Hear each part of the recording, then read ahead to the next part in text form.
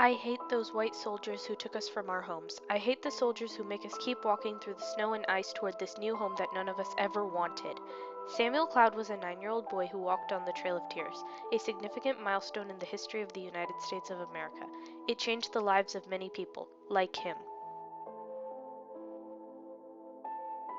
In the early republic, there were conflicts with Native Americans, but the War of 1812 began a change.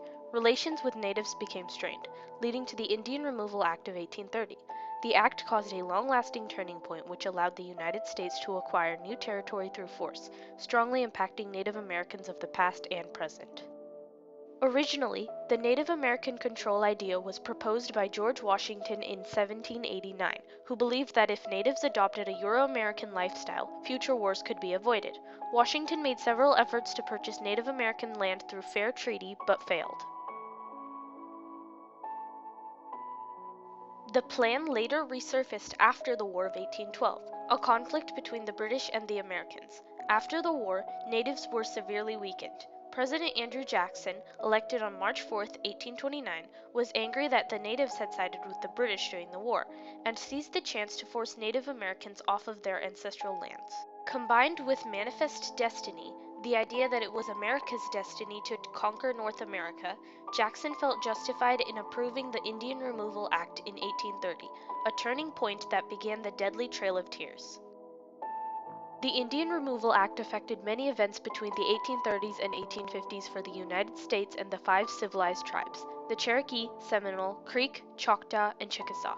The law allowed the President of the United States to claim any lands east of the Mississippi River belonging to natives through agreed-upon treaties. However, this law was not followed, which was first shown in the Georgia Gold Lottery. In 1828, gold was discovered in Georgia's northern mountains, which were Cherokee territory. To hoard the gold, the Georgia state government banned the Cherokee from being allowed to mine for the gold. The Georgia Gold Lottery in 1832 increased tensions, giving 40-acre squares of Cherokee land to white settlers by the Indian Removal Act. The Cherokee took the issue to the Supreme Court in the Cherokee Nation versus Georgia case in 1831 and the Worcester versus Georgia case in 1832, where the Cherokee argued that it was unconstitutional for Georgia to extend its laws into Cherokee lands. John Marshall, Chief Justice of the court that delivered the ruling, said, "The Cherokee Nation, then, is a distinct community in which the laws of Georgia can have no force." Even so, the ruling was ignored. The natives were forcibly removed from their homes. Many other tragedies occurred because of the Indian Removal Act.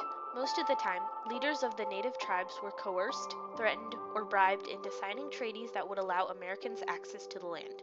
Many believed that if they did not give in, worse things would happen. Some were scared into assimilation, like the U.S. wanted them to. These treaties to gain land included the Treaty of Dancing Rabbit Creek in 1830, which began the Choctaw removal that extended to 1833. Next came the Treaty of Quisteta in March 1832, regarding the Creek removal, and the Treaty of Payne's Landing in 1832, regarding the Seminole removal. The last treaty negotiation at Dancing Rabbit Creek was practically at gunpoint. The Choctaws had been allies of the United States through a series of wars over the previous decades. Choctaw people had bled and died to protect the United States. In return, the United States demanded our land. The Second Seminole War and Second Creek War occurred in 1832 when some Native Americans refused to leave their homes. They fought against the unfair rules imposed on them, but were still forced to leave their land simply for wanting to defend their homes. Still, not many natives remained on their ancestral territory. Those who were captured were dragged away in chains. In 1834, the Treaty of Washington was signed, requiring the Chickasaw tribe to give up their lands and relocate. Finally, the most well-known treaty during the Trail of Tears was the Treaty of New Echota in 1835, concerning the Cherokee removal. A small band of self-elected officials, including Major Ridge, John Ridge, and Elias Boudinot, signed the treaty without the consent of the people. Boudinot said in an address to the whites in 1826 that the term Indian is pregnant with ideas the most repelling and degrading. But I am not as my fathers were. Broader means and nobler influences have fallen upon me. Boudinot and his fellows had come to believe that the Cherokee exodus was inevitable, and that they had to submit to their superiors, the settlers. These actions forced the Cherokee removal.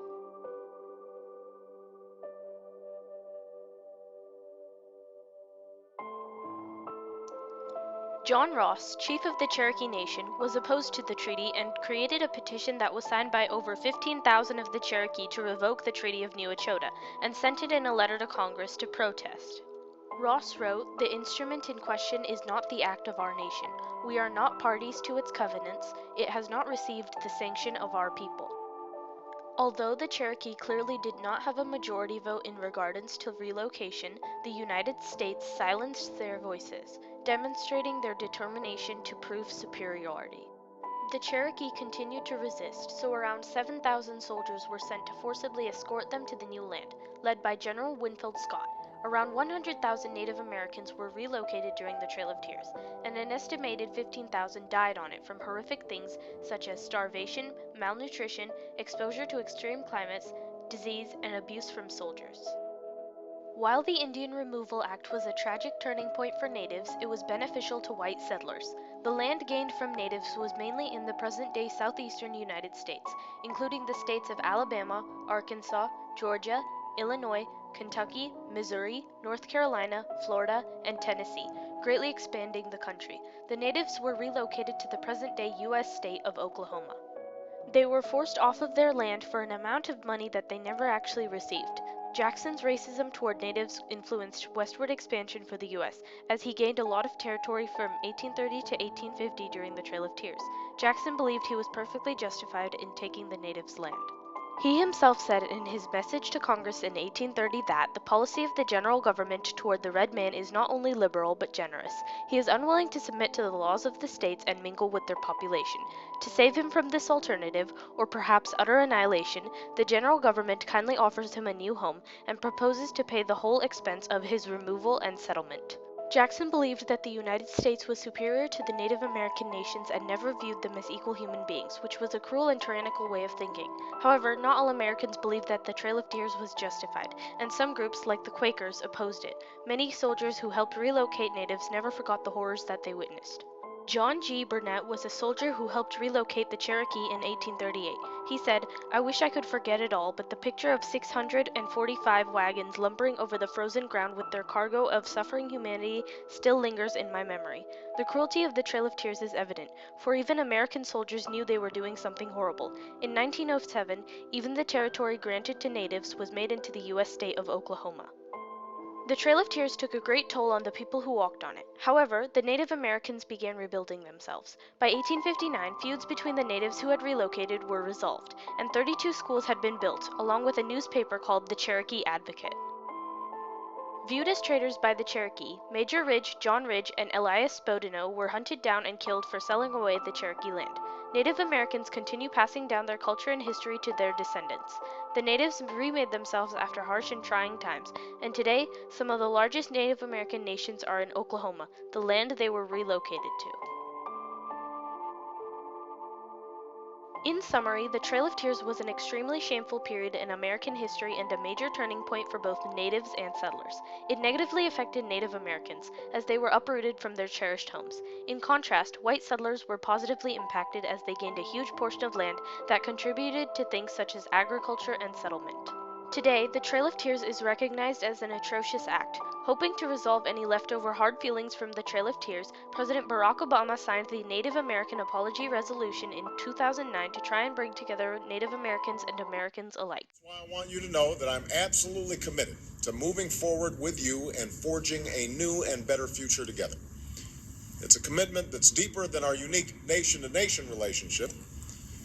It's a commitment to getting this relationship right so that you can be full partners in the American economy and so your children, your grandchildren can have an equal shot at pursuing the American dream. Memorials have been made in honor of those who walked on the deadly march. The Native American nation has come a long way from their days of discrimination, and now they and their culture stand strong forever.